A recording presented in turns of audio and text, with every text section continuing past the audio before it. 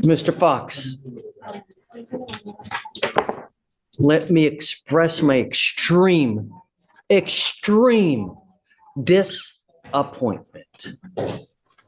You know, and I think what makes me so very upset is that when people truly need help, the fact that we push it along. And since day one, we've known residential has been needed.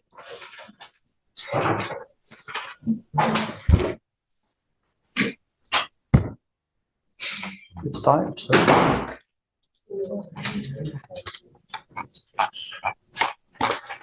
You now stand charged with another DWI. You're also charged with evading arrest in a motor vehicle. On that one, you're facing up to 10 years in prison, a minimum of 2 years, a maximum of 10 years in prison.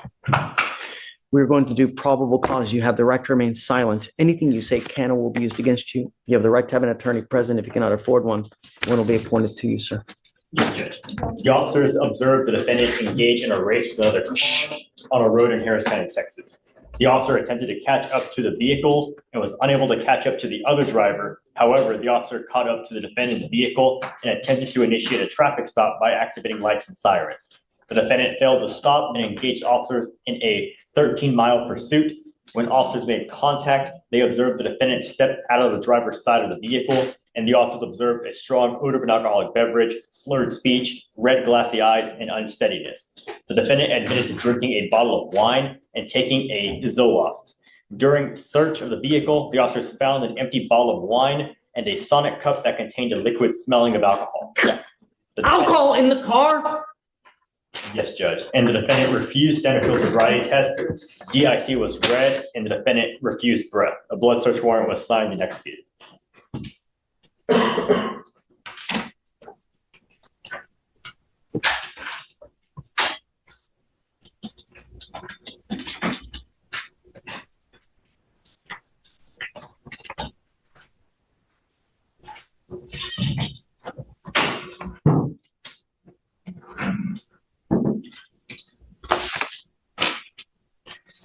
Mr. Fox, did we already have an affidavit on file that he's not supposed to drive?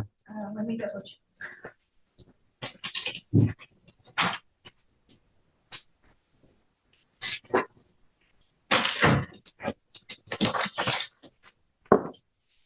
I am now putting this affidavit that you're not to drive.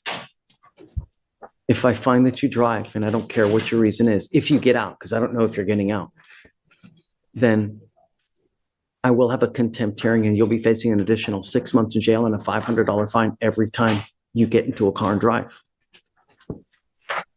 I am now, if you get out, ordering you to be under home confinement. I think that your bond at $15,000 on the DWI is wholly insufficient, and I'm going to raise that to $50,000. I'm also going to raise the terroristic threat, the probation that you're on now. I'm also going to raise that to $50,000 and 50,000 and 1, 2, 3. How many cases does he have in Fort Bend open? I know he has one DWI, but what else does he have?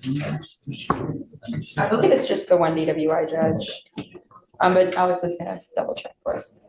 And also, Judge, the complainant in the terroristic threat case did reach out to the felony prosecutor because she saw that the defendant had been arrested.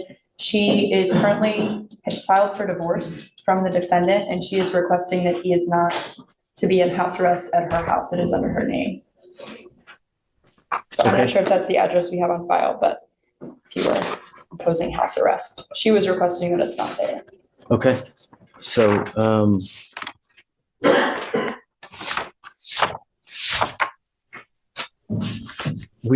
I need to get Mr. Butler here so we can deal with this case as well, though. Do you mind perhaps reaching out to him, sending an email, or I'll also call out to the office as well to see. He's always in court. Hopefully he can be here now.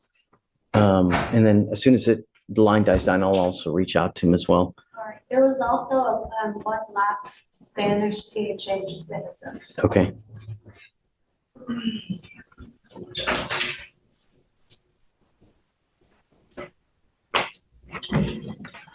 So she does not want any contact with him as far as, okay, so, Mr. Fox, you're not to have contact with the complaining witness and the terroristic threat. You're not to go with where they live, work. She just said that I'm not going to live there. I mean, we talk every day that I'm You, sitting I in mean, jail. no, I mean, she doesn't want to have contact with him? No, that's not what she said. I'll go with the email, Judge. And when did she call the DAs? She emailed on November 21st. So I think that she saw that the new charges had been filed. She was just concerned, she expressed concern to the fellow prosecutor that if the defendant is released to his home address, that's where she's currently staying, and they are going through a divorce. I don't think she'd said anything about no contact between the two. She just requests that he's not sent, Okay, so I won't do the no contact then. Okay.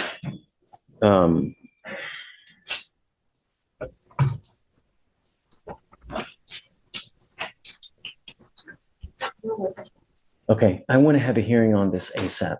I'm not waiting anymore on the stuff from, I mean, damn it, I can't do anything now. He's got these cases open anyways. Wait, just what a waste. All right, Mr. Fox, if you're released, like I said, home confinement, on one ankle, you will get a GPS monitor. On your other ankle, you will get a SCRAM ankle monitor, so we know that you're not consuming alcohol. Is that it? I guess that's it, right? No weapons. And then he'll have to, prior to release, he's going to get all those, and then you'll have to find somehow another address for him to live, James, because, we need the address prior. And I mean, I don't know if he's going to bond out now, but Yes, Judge. see, but Can I get that rehabilitation that you had offered? not while cases are open. All along? You have the case also that's open in Fort Bend as well. Yes, sir. I don't know what's going to happen in there. I'll tell you, those cases take even longer to resolve than here. Yes, sir. And then how are you going to be able to resolve that over there when you've got this stuff over here? So at some point, you're going to have to transfer over there, resolve stuff. It's just, it's even more of a mess now. So, all right, I guess I'm going to have you put back now. I want to wait to see if we can get Mr. Butler here today. And then if not, we'll just roll